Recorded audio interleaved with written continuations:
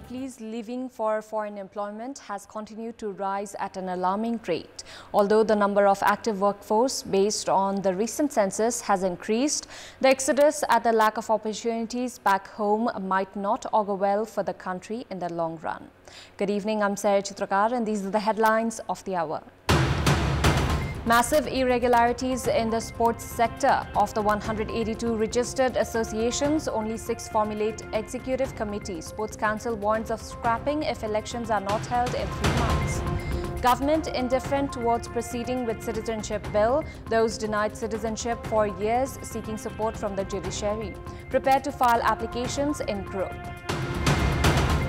Number of those leaving for foreign employment increases by 30%. More than 500,000 leave the country in the past 8 months. Government a mere spectator as villages go barren of human resource.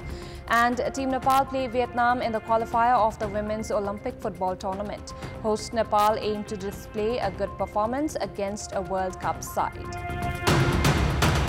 4 complaints have been filed against Rashtriya Swatantra Party chairperson Rabi Lamichhane, who has registered his candidacy from Chitwan 2 for the upcoming by-election. 3 complaints have been registered at the office of the election officer by the candidates of the same constituency and their representatives. The Election Commission has said that another complaint was filed through email. Dambarpuri, the representative of candidate from Rashtriya Jana Morcha, Janak Raj Sharma, filed a complaint against Lamichhane, saying that he is ineligible to be an election candidate as it has not been 3 months since RSP chair Lamichhane received his citizenship, fulfilling government procedures after quitting his foreign citizenship. Puri has included proof that Lamichhane had acquired Nepali citizenship on 29 January after informing that he had quit his American citizenship to the authority. Article 291 of the Constitution of Nepal prohibits an individual that has quit foreign citizenship from registering their nomination for election until 3 months. Chief Election Officer Basudev Neupane is to make a decision regarding the complaint by 5 p.m. tomorrow. Independent candidate Santosh Thapa and representative of another independent candidate Shivahari Subedi also registered their complaints at the office of the election officer.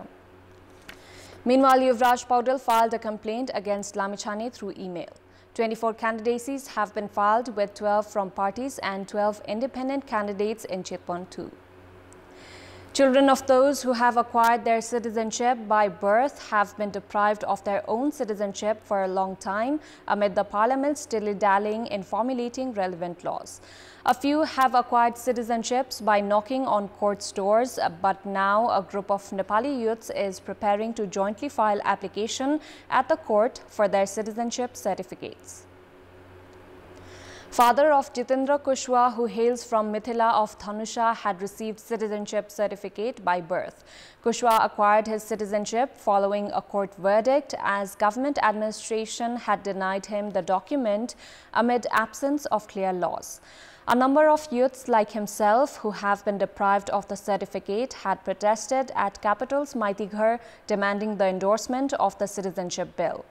These youths have now opted to seek their citizenship certificates from the judiciary. The children of those who have received citizenship by birth have been demanding for the citizenship laws to be formulated since 2016. According to the Constitution of Nepal, these children are eligible for citizenship by descent. Now, thousands of youths that have formed the Citizenship Victim Struggle Committee have geared up to jointly register an appeal at the court. Despite the promulgation of the Constitution in the Nepalese fiscal year 2072, the citizenship bill has remained stranded for 7 years. Former President Bidyadevi Bhandari failed to endorse the bill that was ratified by the parliament. The victims have geared up to pile pressure on the government to endorse the bill while knocking the doors of the judiciary. According to the data of the Ministry of Home Affairs, children of more than 191,000 citizens that have received citizenship certificate by birth do not have their citizenship certificates. The number of Nepalese leaving for foreign employment is on the rise amid lack of job opportunities in productive sectors back home. According to data of the Department of Foreign Employment, more than 511,000 youths have left the country within the past 8 months, seeking for foreign employment abroad, which is 30% higher for the same period compared to the previous fiscal year. Crowd of youths leaving for foreign employment has become a common sight in recent time at the Tribhuvan International Airport. 193,000 youths have received work permit for Malaysia within 9 months of the ongoing fiscal year, while 86,000 have received the permit for Qatar and 73,700 for Saudi Arabia. 631,000 laborers had left the country last fiscal, while 511,000 have departed the country within 8 months of the ongoing fiscal year. The government, meanwhile, has been relying on remittance sent by migrant workers that has made notable contribution to the country's economy. According to Census Report 2017-9, 2.2 trillion Nepalese are in foreign countries and majority of them are laborers. Ramechhap, Khotang, Manang and Bhojpur, among other districts, have recorded negative population growth due to foreign employment and migration. The active population in the country has increased by 5% within a decade. However, majority of them are abroad. Failure to implement the 15th plan of the government and a lack of job opportunities have been attributed to the trend of active workforce leaving the country for foreign employment.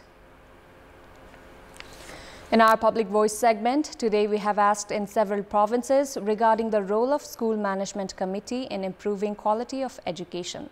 Let's take a look at what they had to say.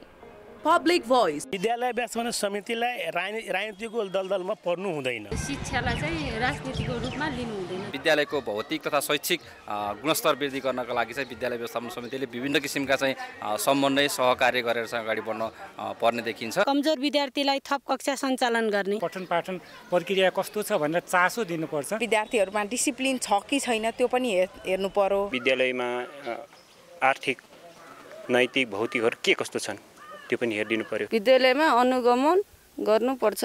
राजनीति हस्तक्षेप त्यो नै गलत छ। केटाकेटीहरुलाई चाहिँ मनोरञ्जन एकचोटी हप्तामा चाहिँ केही क्रियाकलाप लिएर हुन्छ कि कसरी हुन्छ यसो अगाडि बढाउनु पर्यो। विद्यालय व्यवस्थापन समितिले प्रशिक्षक र अभिभावकहरुका बीचमा समन्वयकारी भूमिका निर्वाह गर्नुपर्छ। विद्यालयमा चाहिँ टिचरहरु कतिको प्रेजेन्ट हुनुहुन्छ, एब्सेन्ट कतिको हुनुहुन्छ त्यो पनि इभ्यालुएसन गर्नु पर्यो। विद्यालय बाहिर भएका बालबालिकाहरूलाई विद्यालयमा ल्याउने वातावरण सिर्जना गर्ने।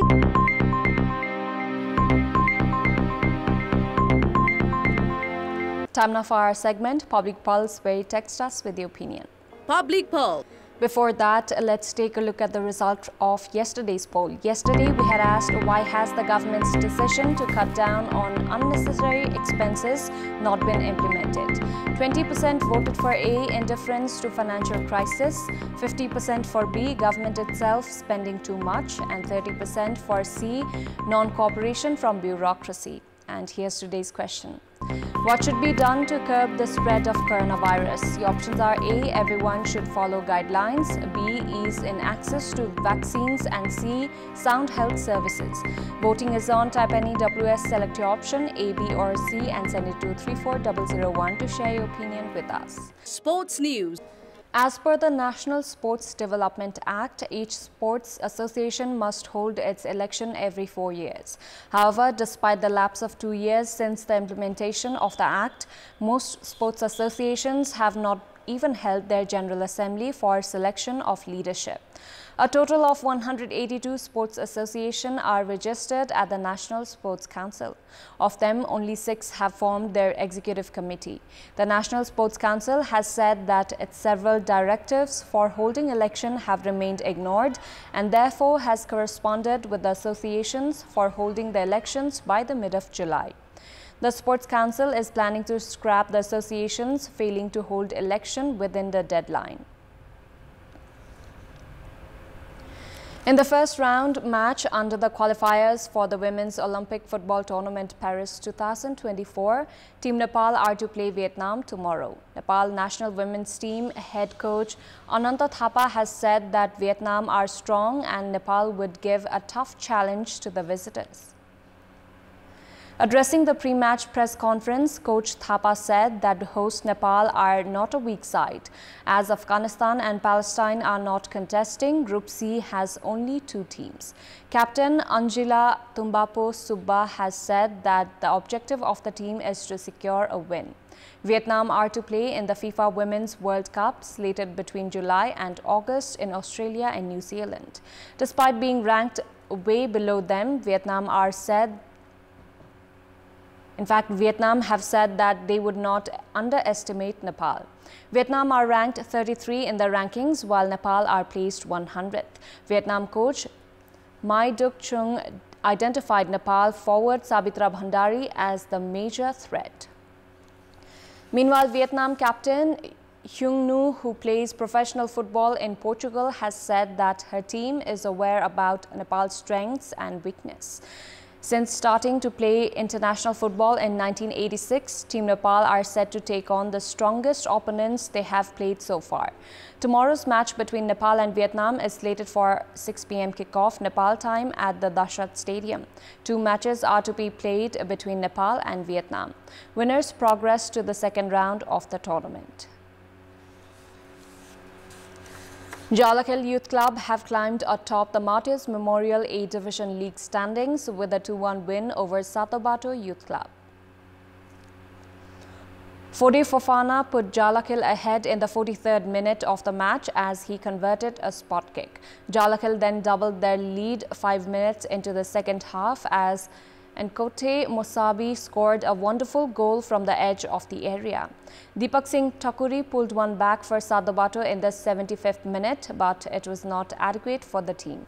With their 4th win in the A Division League, Jalakhel find themselves atop the standings with 13 points. Meanwhile, Satobato have dropped to the 3rd place following the defeat.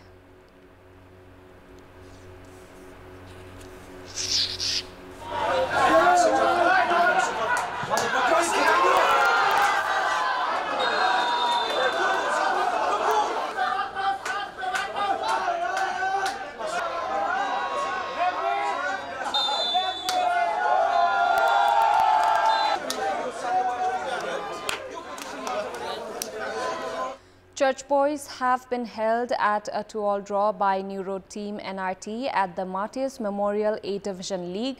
Church Boys could not protect their lead and failed to return to the top of the league standings. Ashish Chaudhary put Church Boys ahead in the 20th minute of the match with his 3rd goal of the season. Ananta Tamang then converted a 63rd minute free kick from around 35 yards to double their lead. However, Church Boys failed to protect their 2-goal cushion as Roshan Khadgi pulled one back for NRT in the 71st minute, while Sarosh Tamang scored the equalizer in the additional time. With the result, Church Boys have 12 points and find themselves second in the standings, while NRT are in the relegation zone with 4 defeats and 2 draws in their 6 matches.